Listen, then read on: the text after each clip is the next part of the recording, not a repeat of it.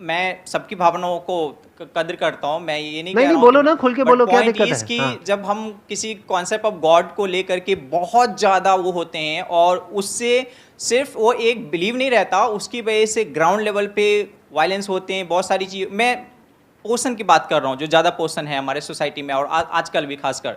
तो एक कॉन्सेप्ट नहीं है, एक गॉड के कॉन्सेप्ट से 1000 गॉड हमने बना दिए, जबकि ये भी मानते हैं कि गॉड से फेक है, फिर भी 1000 अवतार बना दिए, 1000 रिलीजन बना दिए, 1000 चीज़ें बना दिए। सो मेरा पॉइंट है कि एक पॉइंट जिसको हम उस पर हम क्वेश्चन ही नहीं करते, हम बस एक नहीं, हमने इंसान जैसा इमेज बना दिया, हम उसका बस बिना किसी से बस हम पूछते रहते हैं। माय पॉइंट, मैं एक ऐसे लेवल पे हूँ जहाँ पे मैं गॉड को नहीं मानता और मानता भी हूँ। मैं किसी एक कंक्लूजन पे नहीं पहुँचा हूँ कि गॉड है या नहीं है, बट ये मान लेना कि गॉड है और उसके लिए हर वो चीज़ बिल्कुल ब्लाइंडली एक भीड़ की तरह फॉलो करते रहना, तो आई डोंट लाइक दैट। तो ये चीज़ मैंने जो सीखी है, थोड़ा थोड़ा पहले से भी था, लेकिन स्टडिंग फिलोसफी में ज़्यादा सीखी है, क्योंकि philosophy is the only place where you can question.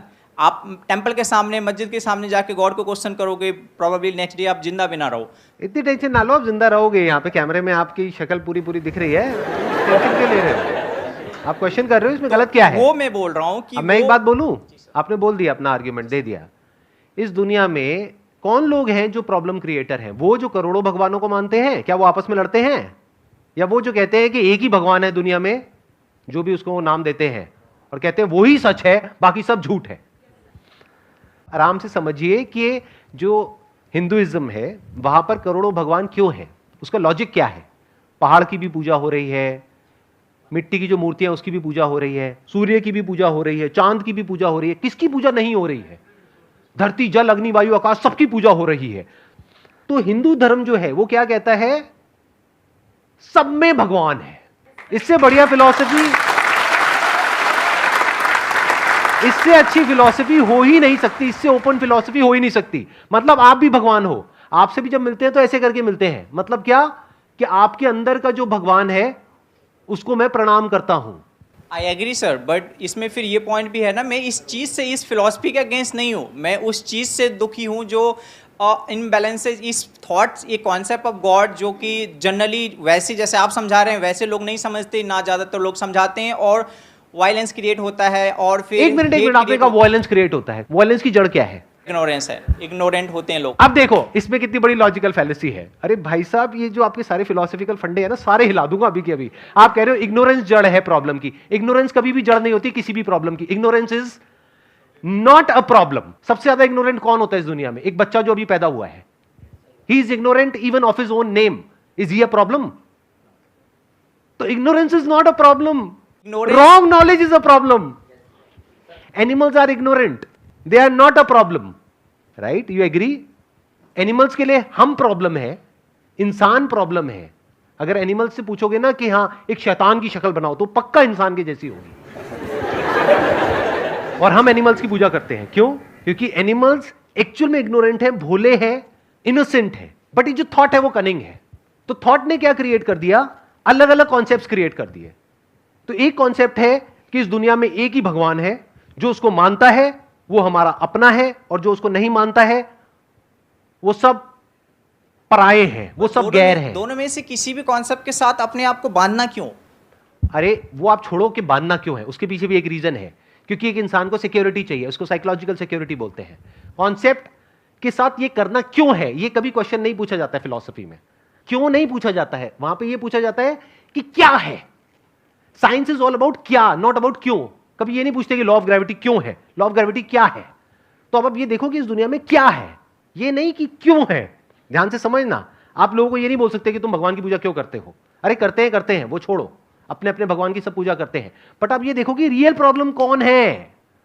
एक लॉजिक है कि ये मेरा भगवान है और यही सच है और यही सबसे ऊपर है, एक ही भगवान है और कोई दूसरा भगवान ही नहीं है। और जो इसको नहीं मानता है वो सब हमसे अलग है, और जो इसको मानता है वो सब हमारे अपने हैं, बाकी सब पराये हैं। ये एक थॉट प्रोसेस है। एक और थॉट प्रोसेस है जो कहते हैं कि सब में भगवान है और भगवान में ही सब कुछ है। मुझे ये बता दो, ये वाली जो थॉट प्रोसेस है, इसकी वजह से लड़ाई हो कैसे सकती है? ये तो इंसान अपने आप को सिर्फ डिफेंड करेगा ना बाकियों से। कोई इंसान अगर इस पे अटैक करने के लिए आएगा तो वो अपने आप को डिफेंड करेगा, वो अटैक क्यों करेगा? तो इंडियन फिलॉसफी में अटैक कहां है? आई बात मेरी समझ में? Yes sir. इंडियन फिलॉसफी का जो ग्राउंड है, जो फाउंडेशन है, वहां पर अटैक पॉसिबल ही नहीं है। जो भी अभी तक हमने डिस्कस किया है उसको एक बार सम अप कर देते हैं। फिलॉसफी का एजुकेशन सिस्टम से डायरेक्ट कोई कनेक्शन नहीं है, क्योंकि वहां पे रियल फिलॉसफी है ही नहीं। रियल जो ओरिजिनल फिलॉसफी है that is missing. Real philosophy को अगर आपको स्टडी करना है तो you need to be as curious as somebody जो खजाना ढूंढने निकला है, और तब जाकर के आपको रियल जो फिलॉसफी है वो कहीं पे नजर आएगी, और उसमें रियलिटी होगी, उसमें बेसिस होगा, सिर्फ लॉजिक नहीं होगा। लॉजिक की अपने आप में एक लिमिटेशन है। Logic is always from a stand point. आपका अपना लॉजिक है, मेरा अपना लॉजिक है। अरे लॉजिक के आगे बढ़ो ना। फॉर एग्जाम्पल मैं कहता हूं मैं अभी इस चेयर पे बैठा हूं, निकालो इसमें कोई logical fallacy. Can you question it? You can not question it. This is beyond logic. तो एक होता है सत्य यानी सत्य, एक होता है मिथ्या यानी झूठ। तो मिथ्या में क्या होता है, वहां पे लॉजिकल और ये वाली सारी बातें चलती हैं। जो सच होता है वहां पे किसी लॉजिक की जरूरत नहीं है, थॉट की जरूरत नहीं है। मैं हूं, can you question it? You can not, because that is in your perception. तो लॉजिक से आगे बढ़ो, ये जो वेस्टर्न फिलॉसफी है उससे आगे बढ़ो। अब मैं ये नहीं कह रहा कि Indian philosophy versus western philosophy, but all I am saying is कि जो डेप्थ आपको इंडियन फिलॉसफी में मिलेगी वो वेस्टर्न में नहीं मिलेगी। वो सब सरफेस लेवल पे जाकर के अटक गए हैं। वहां आपको सारी थॉट की बातें मिलेगी, माइंड की बातें मिलेंगी, राइट और रॉन्ग की बातें मिलेंगी, कॉन्सेप्ट्स की बातें मिलेंगी, आइडियोलॉजीज की बातें मिलेंगी, क्वेश्चनिंग की बातें मिलेंगी। उसके आगे आप बढ़ ही नहीं पाओगे। अरे क्वेश्चनिंग की भी तो लिमिटेशन देखो। क्वेश्चनिंग के लिए मेमोरी का होना जरूरी है। Questioning is part of thinking. Thinking के बियॉन्ड तो जाओ। Thinking which is not different from mind.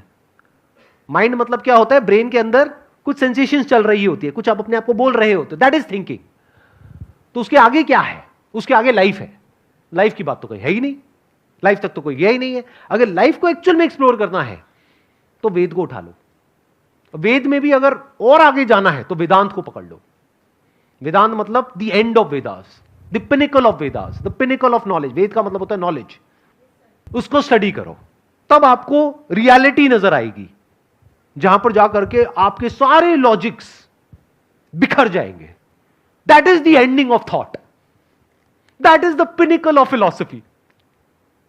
Mind के बियॉन्ड क्या है? How can you transcend mind? Is there a way? Is there something beyond mind? उसकी बात आपको वेदांत में मिलेगी।